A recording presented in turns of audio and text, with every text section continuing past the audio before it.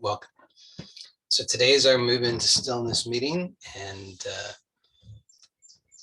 we're going to be using some props, most likely, for our exploration today. So if possible, you're going to want some paperback books, just whatever paperback books you have available. I mean, the best would be probably those that are the larger size, larger in dimension, but you can use whatever you have. And you want them to be able to stack up, like, say 4 inches or so. I have no idea what that is, and that's like some other amount of centimeters. That's it's about 10 centimeters. So we are, you also are going to want some, probably a towel, like a bath towel or a hand towel or a face towel. And you're going to be, actually, the towel is to rest your head or face on. So one that's reasonably soft, ideally. So let's go ahead and get started. And I know that different people are going to have different abilities to get into different postures. So I'm going to suggest some different ones that you can consider. And what we're going to be exploring today is we're going to start by having a deeper exploration of breath normalization. So ideally, if you are able to lie prone on the floor or on the bed, whatever, I mean, firmer is better as long as it's not too firm. So if you can do it on a padded floor, that would be great. So prone means like on your belly. Now, if you're going to do that, then you're going to want to turn your head to one side or the other. So you can choose which side you're going to turn it to, and then you'll find that, so I'm just going to talk you through this posture, and then for those who are going to do a different one, I'll walk you through this. So for those who are lying prone, you'll turn your head to one side or the other, and then you're going to want to, you'll notice that produces an asymmetry. Because the rotation of the spine. So the rotation of the head involves the rotation of the spine. So you'll notice then that the shoulder on the side that you are turning your head toward will be, we could say, lighter. It will seem a little lighter than the one that you're turning away from. And most likely you would find that it would be more comfortable for you to place the arm and hand such that you're bending the elbow and placing the hand palm down on the surface you're lying on. And then you'll rest, if possible, your cheek on the hand. So you can figure that out. And the idea is that this should be comfortable. So if it's not comfortable, and you don't know how to allow it to be comfortable, then maybe this is not the right posture for you to explore today. So if you can get into that posture comfortably, then go ahead and do so. And of course, it's not going to be complete perfect comfort, but we're going to explore how to deepen that. But it needs to be enough that you're not overwhelmed by the discomfort, so you can give your attention to the exploration of being here, to the somatic experience, and to the deeper relaxation that you're wanting to explore. So for anybody who's in that position, and also these are suggestions. If you need to modify in some way, that's okay. So for example, if you feel comfortable lying prone, but you don't feel comfortable with your head on your hand, you can adjust that arm and hand in a way that does feel comfortable to you. That's fine. The suggestion that I made is one that most people will find is somewhat comfortable, and also provide some slight additional benefits when we do more in the exploration, but you can modify as appropriate. So for those, and if you are lying in that position already, then I want you to begin to just notice your breath. In fact, everybody can notice your breath, whether you're in that position or not. And you want to notice that there's the inhalation. They're the four phases of the breath, but we'll focus primarily on inhalation and exhalation right now. So you'll just notice that there's the inhalation, and you'll notice there's the exhalation. And we want to allow both of these to be as relaxed as possible. So you will find that you can explore this with some curiosity, have that attitude of curiosity, like how could I allow for this to become more relaxed, more pleasurable, more satisfying? And I can point you in the right direction generally by suggesting that that is most likely to be a smaller breath, most likely. So consider that possibility. And in order to really allow that exploration, of course, you need to keep relaxing more. So there's a cycle here, and like all cycles, it can be one direction or it can be reversed. So we have in one direction is a vicious cycle, and when it's reversed, it's a virtuous cycle. So in the vicious cycle, what's happening is there's overbreathing by a variety of mechanisms, produces spasms in the musculature, which then gets associated with unpleasant thoughts and images. And so this forms habits, and these habits become they dominate the life. So the life becomes mechanical and unpleasant.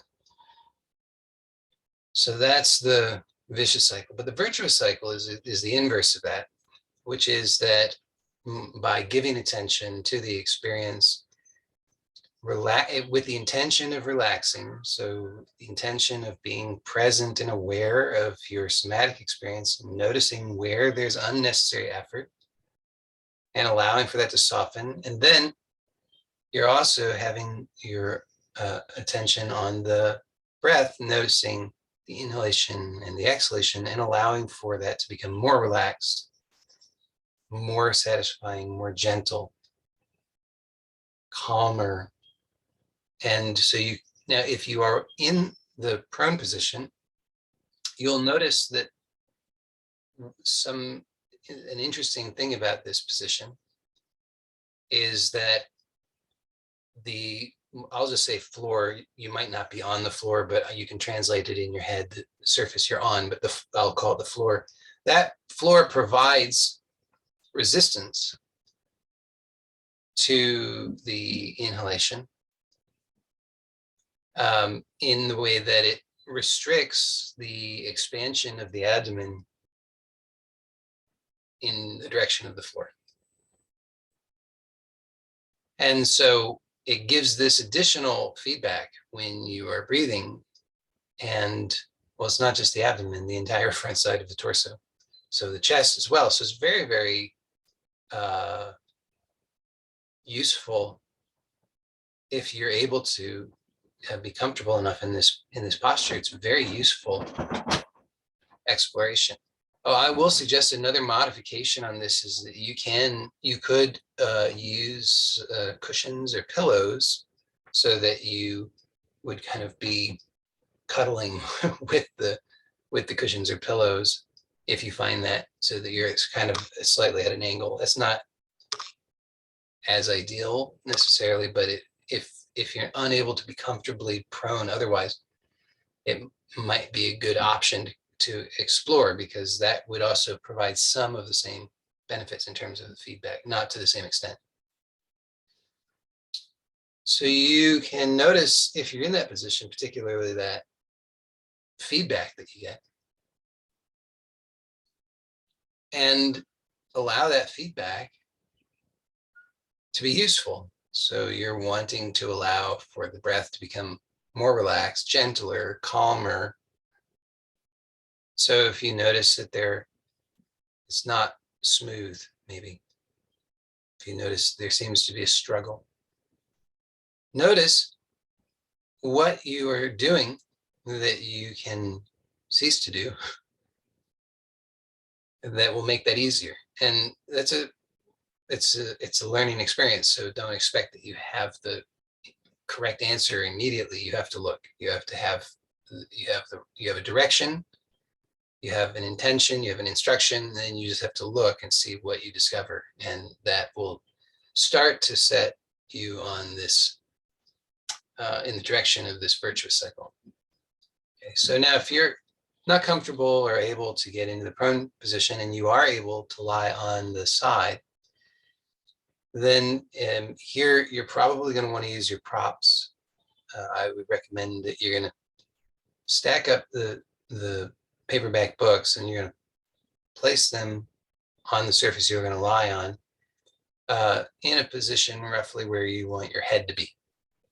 And then you will maybe want to place a towel over the top of that to provide a little bit of softness if you prefer that kind of thing. You could also, if you find it more comfortable, or if you find that uncomfortable and you would like to fold the towel to have more padding, that would be fine. If you can make modifications here. But in general, the firmer the surface that you can rest the head on within reason, it doesn't need to be a brick. That will be good in the sense that it will give you more feedback, so you'll be able to progress more quickly. So you could choose the side. I would recommend, if possible, that you lie on the left side.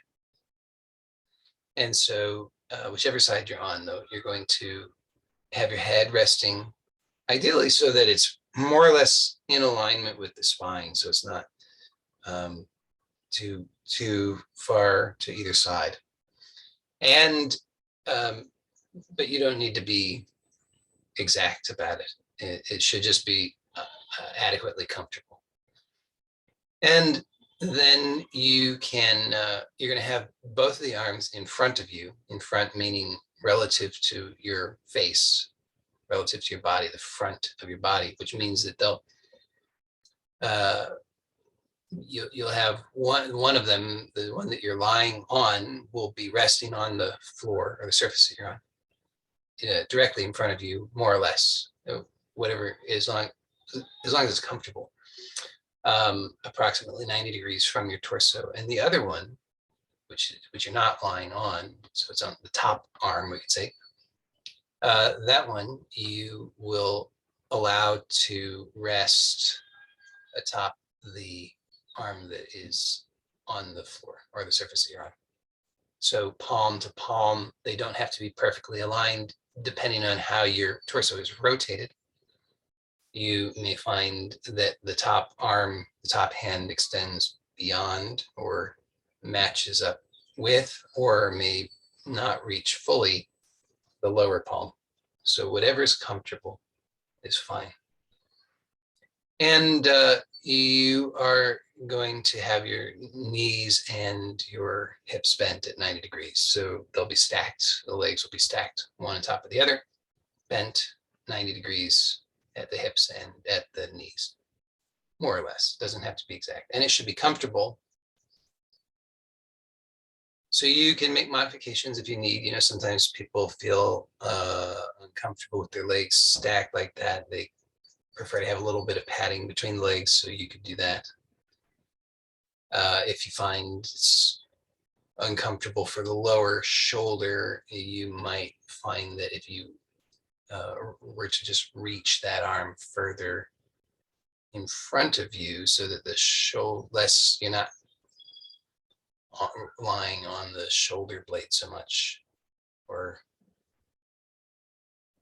whatever you may be presently doing, you could try that.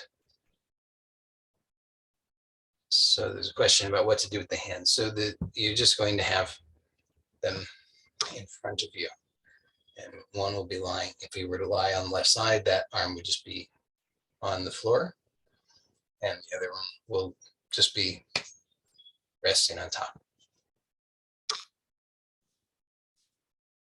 So now if you're in this position, And you can make modifications. So if you wanted to bend the elbows so that you're like this, that would be fine.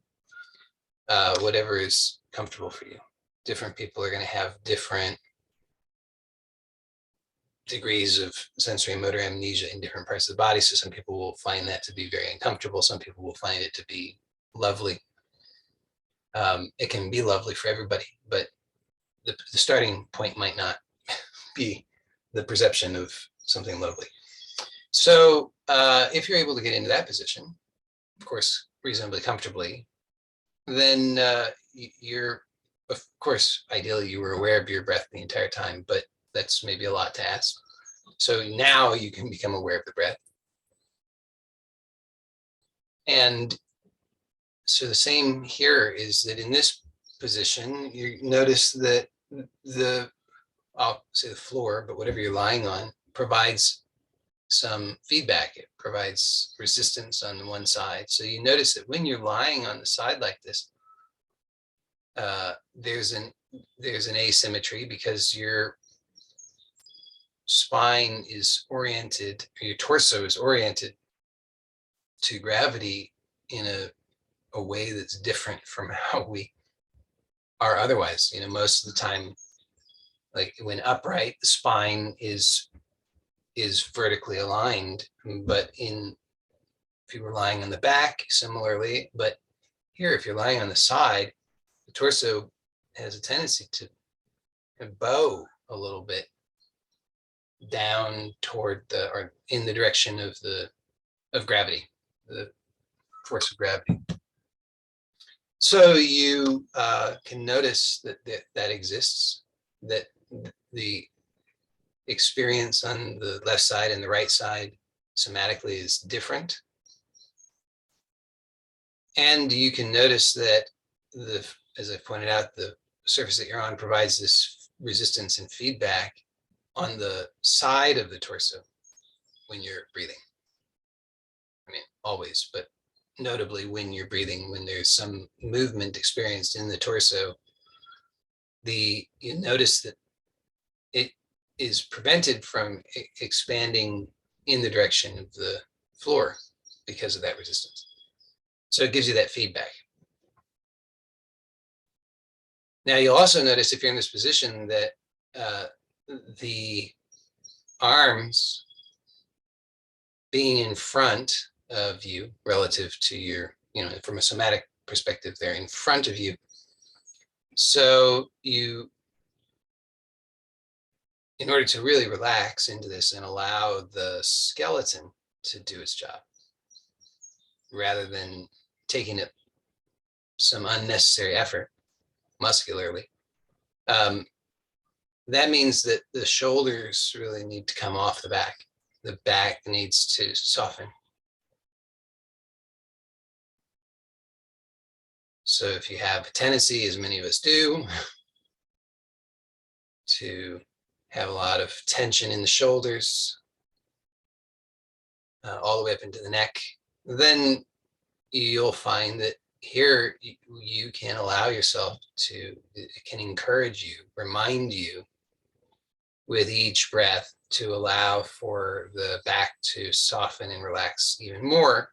And of course, in order for that to happen, and simultaneous to that, the chest also needs to relax and soften. So really, most of us are holding the entire body in a vice of tension. And we don't know how it started.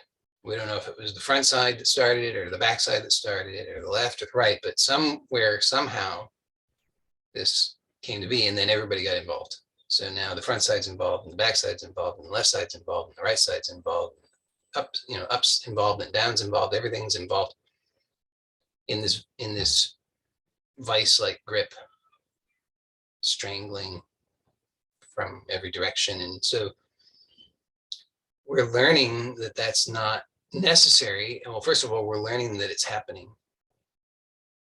And then we're learning how to let that go. And that means a little bit at a time. You have to kind of tease it apart. So you let the shoulders come off the back. Instead of holding all that unnecessary tension there, you let the back soften.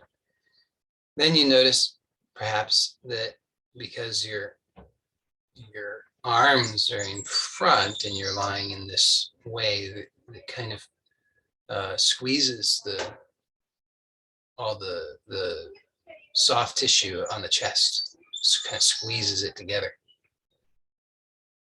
And what that means is that now you're getting this kind of unique feedback. Normally, we don't have that experience of all of that squeezed together so much. So this is different than our normal experience. And so the brain has an interpretation of that, but you can just really breathe and allow the breath to become calmer, and more relaxed in this gentle way, so that you start to experience the very mild air hunger, but it should be completely tolerable. And this will be a good guide. It will start to help you to notice that you actually can choose to relax what you're feeling. So you feel this sensation, you feel the sensation wherever you feel it.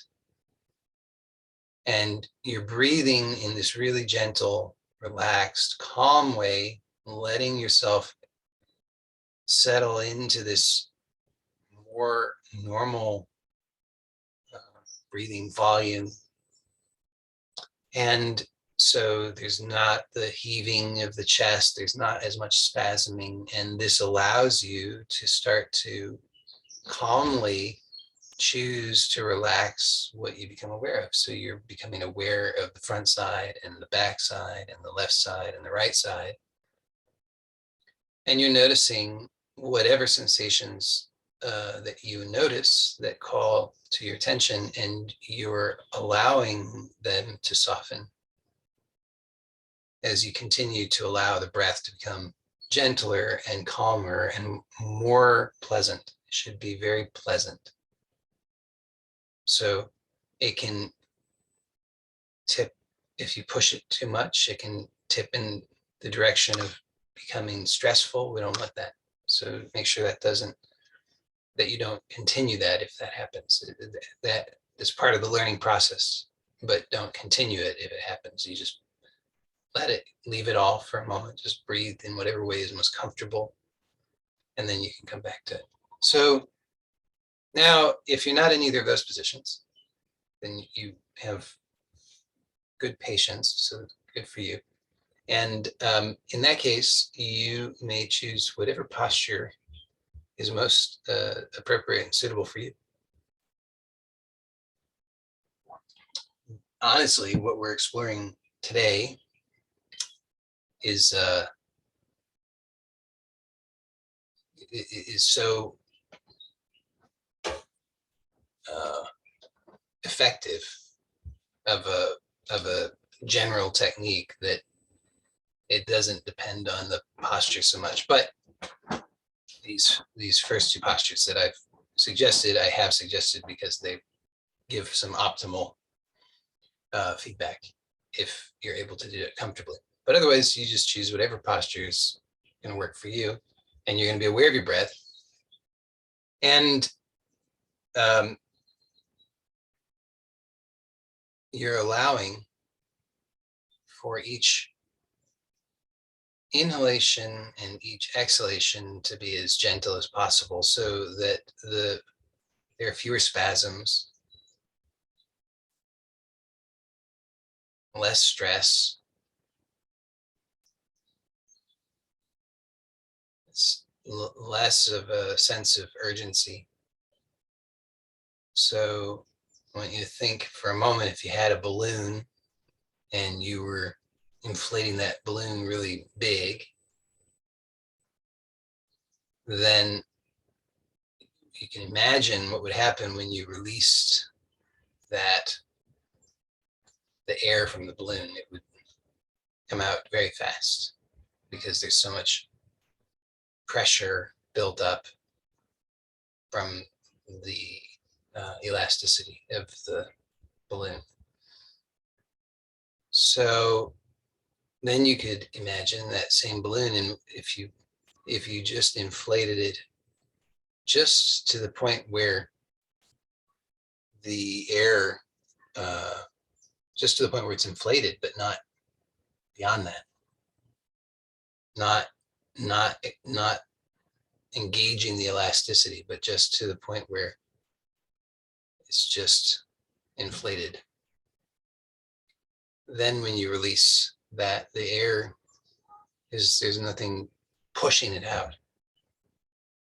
So it exits much slower, much calmer, doesn't make all that noise. So I want you to start to imagine that, consider that, think about that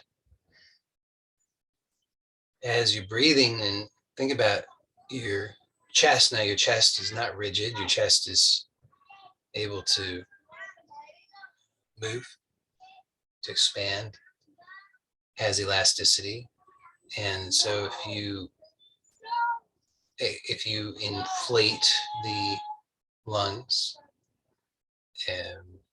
beyond the capacity, the normal capacity, then the ribs can expand. The rib cage can expand, rather, not the ribs themselves, but the rib cage can expand. So that you can accommodate that. But I want you to think about, is that maybe what's been happening? Is that maybe your normal way of breathing? Is it actually is it possible that maybe that your expectation of what a normal breath is significantly different than what an anatomically appropriate sized breath would be?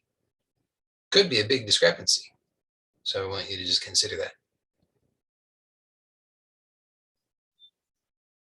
Okay, so you're noticing the inhalation and the exhalation, and you're allowing for each exhalation to become more and more relaxed, so that you're not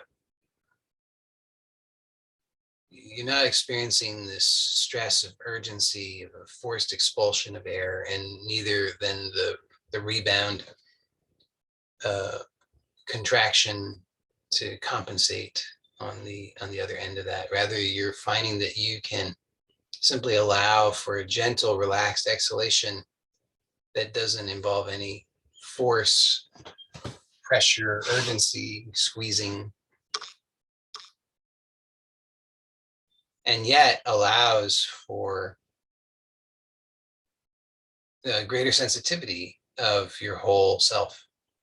So that with each gentle exhalation, you find that you're able to actually relax more deeply.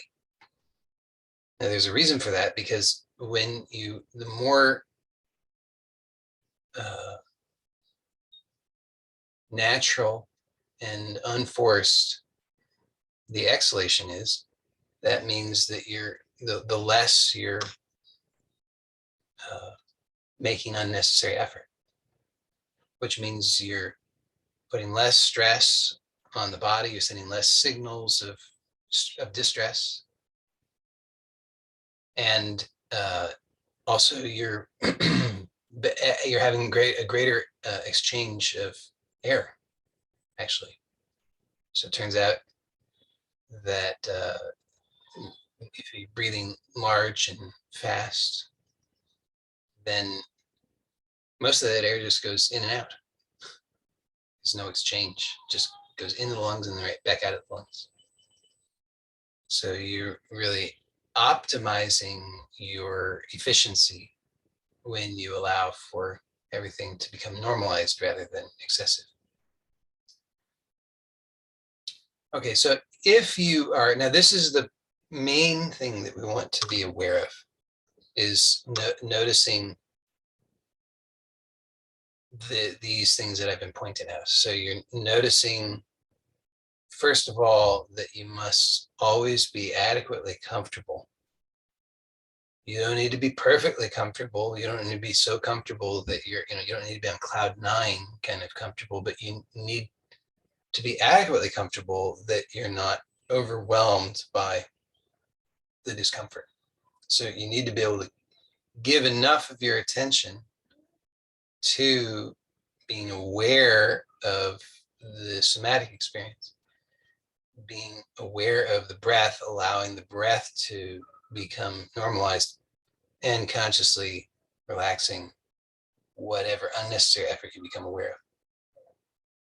So obviously, if you're feeling distress over being in the posture because it's too much for you to be able to do that presently, then that's not an optimal situation. So you want to make modifications. So this awareness is the most important thing, is the awareness of these things. Because you notice that's already a lot, isn't it? It's a tremendous amount. Just to lie there with a body and breathe with awareness is an enormous task. And you wonder why then you feel so overwhelmed and bad when anything else is asked of you. Well, there you go, because this is basic skill that still we are struggling with, so we need to give attention to this.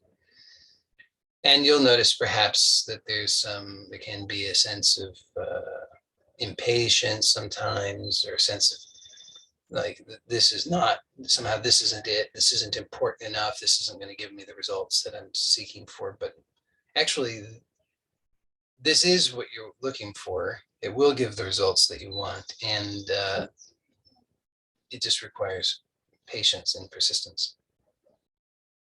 But having mastery over being in the body, just like, think about that, just to actually be in the body, to actually inhabit the body, which most of us are that's very far from where we are presently. We don't have mastery of being in the body. So, but that's like a foundation for embodied life. If you don't have mastery over being in the body, you cannot possibly expect to succeed in having an embodied life.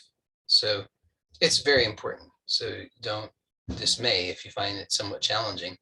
That's fine. This is good news. You've encountered the lesson that is appropriate for you and most beneficial to you at this point.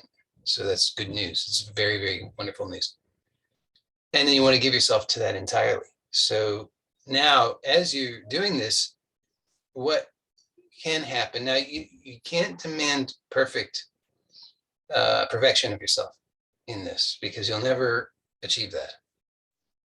So don't make the mistake of saying that you can't progress because you haven't attained perfection, because that will just, that's not the correct way to view it. At the same time, it's a fine line. You have to be willing to be truthful enough to know and acknowledge to yourself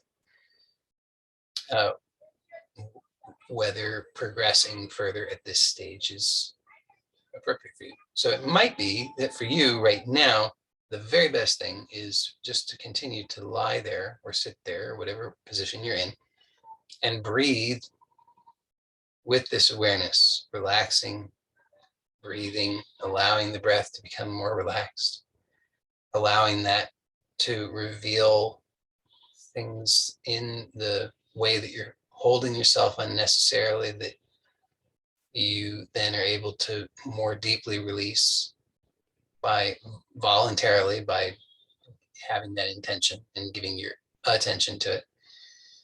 So that would be great. If that's appropriate for you, you would just stay with that.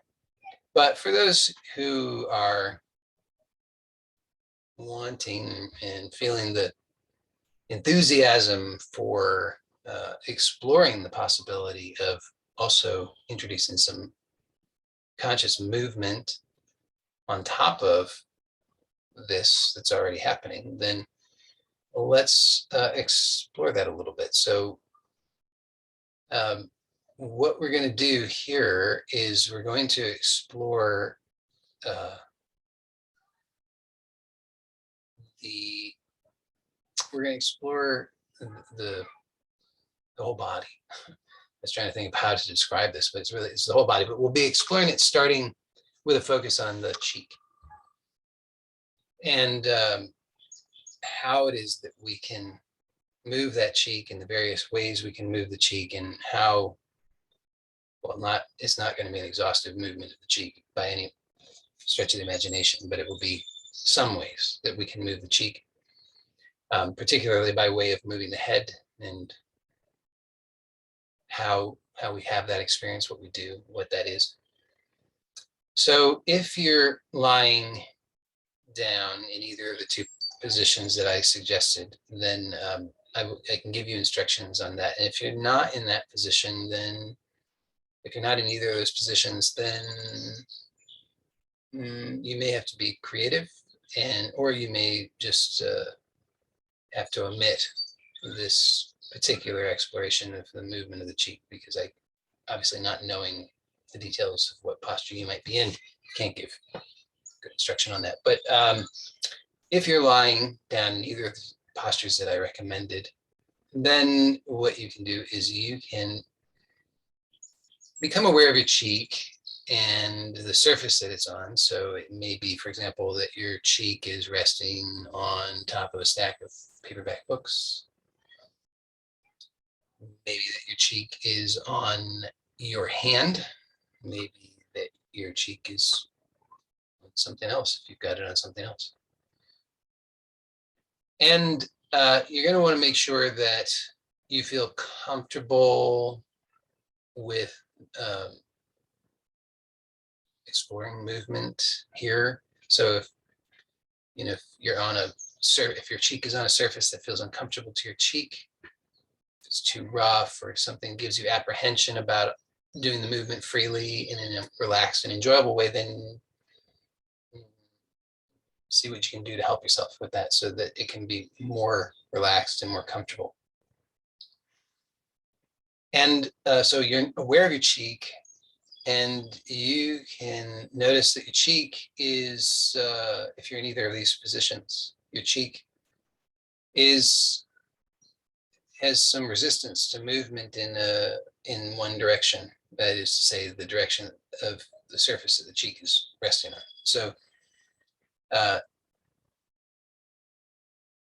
you can notice then that your cheek is resting on this surface, and that it would be possible to attempt movement in the direction of that surface, but it wouldn't give you actual movement in the direction of the surface, because the surface would provide resistance. So you can just imagine that. Might try to imagine what might happen if you tried to move your head in the direction of the surface that your cheek is resting on. And then you could notice that you have other options for moving your cheek. So you could move your cheek. You're not going to do this, I'm just describing it to you, but you could move your cheek away from the surface that it's on. So that would be one option. We're not going to do that, but you could just be aware that's a possibility, and how that might work, how you might do that. If you were to do that, don't do it, but just imagine. Would you be able to, can you know what part of your body where would you feel that in your body, and what feelings and sensations would you experience? What part of your body would make what kind of contact with the surface that you're on as you went through that movement? So that's an interesting consideration. And now I want you to think about, you could also, here's another possibility, you could move your cheek in such a way that it remains in contact with the surface that it's on and throughout the movement. And so relative to your face, relative to your head, that is to say, your your head would be moving forward or backward or up or down to remain in contact. So, or you could make circles. You could imagine your cheek could make circles on the surface that it's resting on. Now, if you're lying prone, probably be pretty small circles. You could probably make bigger circles, some relatively, if you're lying on your side. So you can imagine that, and then when you feel that you've imagined that to your satisfaction, then you could also actually explore some of that movement with the cheek. So be gentle, move very slowly. Don't make some kind of sudden violent movement and then say that somatics hurt you. You can be very, very gentle. You want to move so intentionally that you couldn't possibly hurt yourself. And you see what's required for this. Boy, it's complicated, isn't it? Because well, of course, you're also wanting to remain aware of the breath. So how can you do it without losing awareness of the breath?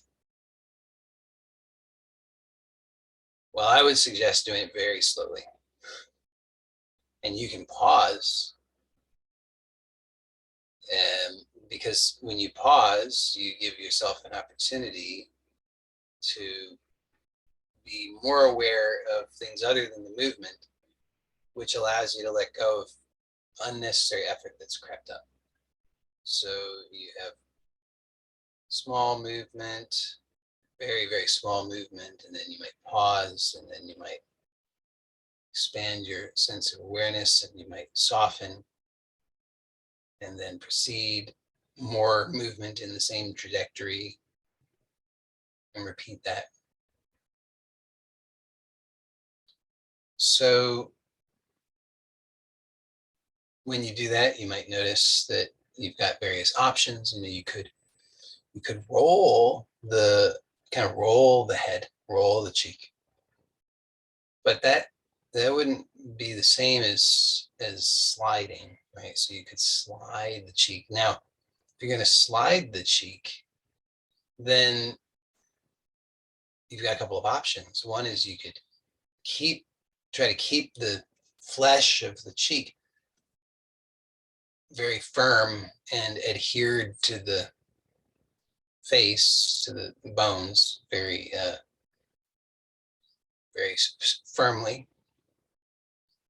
But that would probably be uncomfortable. That would probably cause the skin to slide, experience friction. And so another way, in a way that I'm going to suggest to you will probably be much more pleasant, is to let the cheek relax.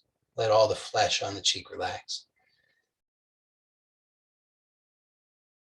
So that the flesh of the cheek, while the skin can remain in constant contact with the surface, the flesh itself of the cheek can move about, as I'm demonstrating. So see about that. Now, as you're doing this,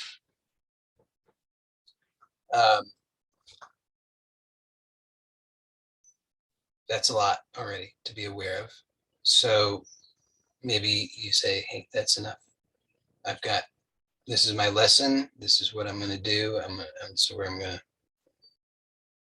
got a lot of work to, explore just here. So you just keep exploring that, until you have confidence in your ability to do that movement with some smoothness, with a range of motion that's satisfying, with a sense of comfort and ease, and with awareness of the breath and not over breathing, then that's probably plenty just to explore right there. But I'll point out some other things that you could also notice. So remember, you should rest anytime, just take a rest. I'm not going to give you prescribed resting times. You can just rest intermittently as is appropriate for you. You can notice as you're doing this movement that what other parts of you move.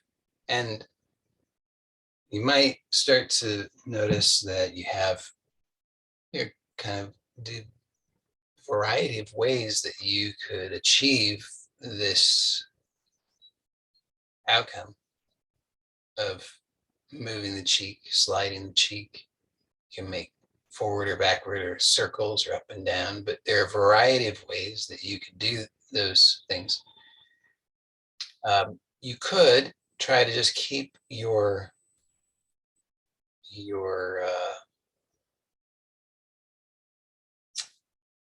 you could try to fix the different points, anchor points, which is done entirely with your intention. And these will give you different experiences. So for example, you could be aware of your cheek and simultaneously be aware of your pelvis or your hip, let's say, the one that you're lying on, and then be aware of everything between those 2 points and slowly explore moving the cheek, sliding the cheek, and notice what happens with the pelvis and the spine when you have awareness of those 2 points. Well, that's if you're lying on your side. Same applies though if you're lying prone, but it's just you wouldn't be lying on that hip, but you could have your anchor yourself lower down in the pelvis and have awareness of between that point and the cheek, and then do the movement with that awareness, allowing for that entire area to be involved in the movement. So you learn about the connection between the head, cheek, the jaw, the neck, spine, the pelvis.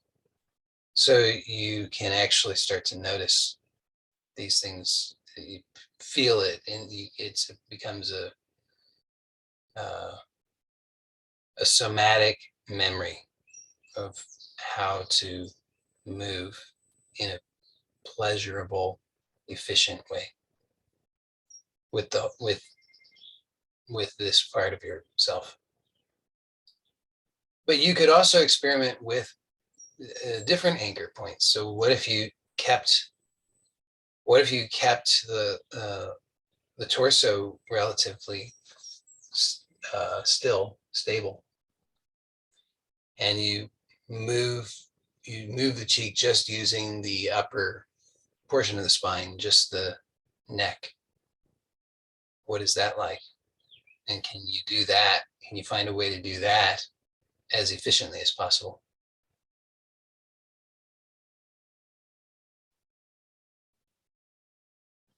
And when you do these movements, notice how much of yourself can you be aware of, because in theory, if you can be aware of your whole self simultaneously while doing the movement, then you can do the movement in the most efficient, most pleasurable way. And think about that. Why would you do it a different way? And you can see why you would do it another way. But you want to be aware that those other reasons in general aren't very good reasons, because the other reasons why you might do it some other way are because that's just the way you always do it, because that's how everybody else does it, because you're afraid of what other people might think of you if you didn't do it in the same way that you've always done it, because it might be challenging. So many different reasons, excuses for why to do it in some other less efficient, less pleasurable way. But when you actually consider it sincerely, you have to see that there's no good reason to keep doing things in painful ways when you have the power, the knowledge, the power, and the ability, and the time to do it otherwise, to do it in an efficient, pleasurable way. And yes, at first, it requires a very significant investment of your focus, but it won't forever. What I mean by it won't, I mean the same skill that serves you at increasing levels of complexity. So the same basic skill continues to apply, but you don't have to remain at the same lower level of complexity, struggling with the same fundamental things forever. As you master one fundamental skill, you then are freed to give attention to higher level or higher order functions. So then you can begin to be in the body, breathing with awareness, moving with the whole body with awareness, experiencing the flow and the bliss of that. And then in addition to that, if there's a desire for something of increased complexity and there's a intention to fulfill that desire, then there's a good foundation for succeeding in that, because you won't be losing consciousness because you become afraid or because you lack confidence and competence. Instead, you have all of the underlying things in place that allow you to move in this life with confidence. So this is what we've covered today. In and of itself is enormously rich for exploration. You sincerely could continue to explore just this that we've started to look at today for a very long time. I mean, definitely for many months, and not come close to exhausting the wealth that is stored in it. So I want you to again consider that if you have this image of this balloon that's over inflated, I want you to start to have a sense of that every time. It's just over and over is overinflated, and then again all the air is by force is squeezed out of it, and this just keeps repeating over and over and over. Well, first of all, doesn't that just seem kind of like a stressful image? Just this constant urgency, never coming to rest. And secondly, doesn't that sound, if you imagine that not only is that being hyper inflated. But then also on top of that, imagine that inside of a more rigid structure container, and it's expanding to the limits of that, and then it's even further. That's just happening over and over and over. Does that sound like a nice way to live the rest of your life? Probably not. But then I want you to imagine that the, this a different image, one where there's a harmony, where everything is synchronized, where there's a everything is moving in ways that produce a calm flow, so that there's the perfect balance. Nothing is overly stressed. There's enough calm, the ability to actually come to rest, to experience poise, confidence, clarity, no more urgency. And that's available.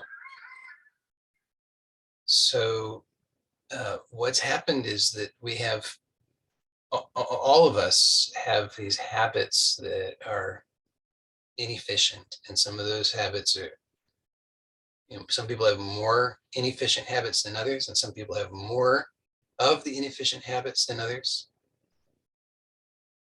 Some people have more boldness in facing these habits, and some people have less. So there's a lot of different factors at play, but definitely it is possible for everybody, because it's how you were made, to enjoy an easier, more natural, more spontaneous, more confident, more inspired way.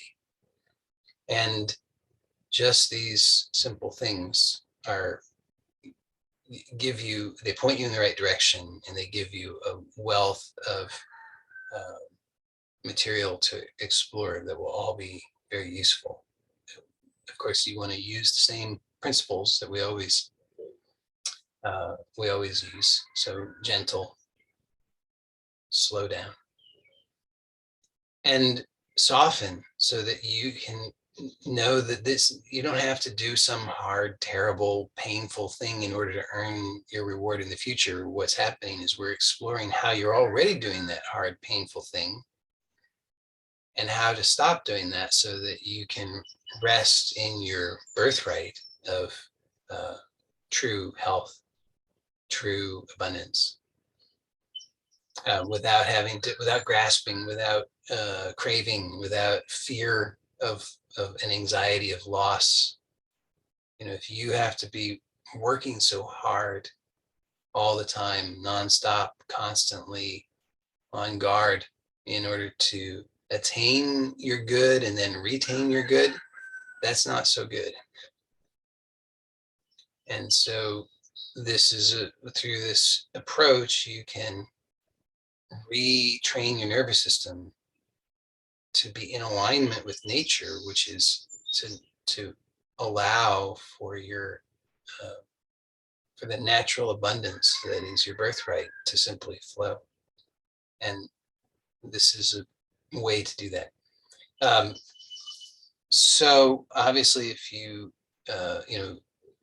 only did this on one side. If you opted for either of the postures, so you may want to explore this on the other side at some point in the near future. That would be very interesting, good, and helpful. So I would encourage that. And then you can start to. This was even only just preliminary steps in this progression, because I had in mind we would go even further with it, which we didn't today. But just know that there's even more to this progression that we want to explore, but we need to have enough mastery of the basics first. So that's plenty to work with. I strongly encourage you to explore that over the next week and beyond, but especially for this week in preparation for next week, which we'll explore that all further, so that you can start to, well, there's one just as a sneak peek of what's to come, I guess. There's we'll start introducing some very simple, gentle, safe breath holds, nothing extreme. But this is a technique that will give you very rapid clarity on your holding patterns, that will allow you to really zero in on them and release those patterns more rapidly. So you'll find that you come to a deeper rest more quickly. We obviously didn't cover that this week, but I expect to do that next week. But you have the preliminary stuff for that. So what I don't want you at this point to, well, we're never doing forceful. I shouldn't say never doing forceful. In general, we don't use forceful breath holds. And if we use force ever, it would only be it would be in a very specific way and not extreme. But the kind of breath hold that we will be exploring is one that arises naturally. And so I want you to, as you're exploring this this week, just be watchful of when that natural pause in the breath comes about. You'll see, I think it's particularly pronounced when you are in either of these two postures that I've suggested. It's always there, but it's particularly pronounced, I find, in either of those postures. And so the more you relax into it, the more you'll start to notice that there is a natural pause, i.e. a breath hold, that appears when you allow for the breath to become relaxed enough. And so if the breath still has urgency to it, if you feel like you can't catch your breath, if you are feeling stressed in the breath, if there's still spasms going on in the musculature of the body, then you're going to find it challenging to relax so deeply. So it's a process, but just have that intention, keep looking at it, keep exploring, and know that it really can be quite pleasurable. There are stages where you're not going to be so sure because you kind of fell a little bit to the side of, it's a little bit too much air hunger, too distressing. So when that happens, you just want to start to recognize it, and then you can let that go and come back to that middle ground. But that middle ground where you feel just that mild air hunger promotes deeper relaxation. You have to choose to keep relaxing, because otherwise the tendency is you'll find yourself just flailing around like a crazy person because you lost consciousness and you're just reacting out of fear, out of the habit. That will happen. But when you notice that, relax, just pause, calm the breath, and resume. You'll notice that happens less and less the more you can give your attention to this process, because as you're giving yourself your attention to the process, you're gaining greater mastery over these basics. And then you'll find that you're able, the pause comes naturally. As that pause comes, you'll find you can relax more deeply, because that pause, when it naturally arises, means that the body is at the most relaxed state. So you want to just be watchful for that. And if you encounter it this week, that's wonderful. You just enjoy that, just notice it. But otherwise, you just continue with the same practice. And you don't need to do it for an hour every day unless you really want to. If you really want to, that's great. But I would say at least 10 minutes a day, and so 5 minutes if you're going to do something that requires balance, 5 minutes on each side minimum. That's it for now. If you have any doubts, questions, concerns, or anything else, you let me know. Just make sure there wasn't anything in the chat that I missed. No, didn't. So that's it for now, and I will see you next time. Bye for now. Blessings to you all.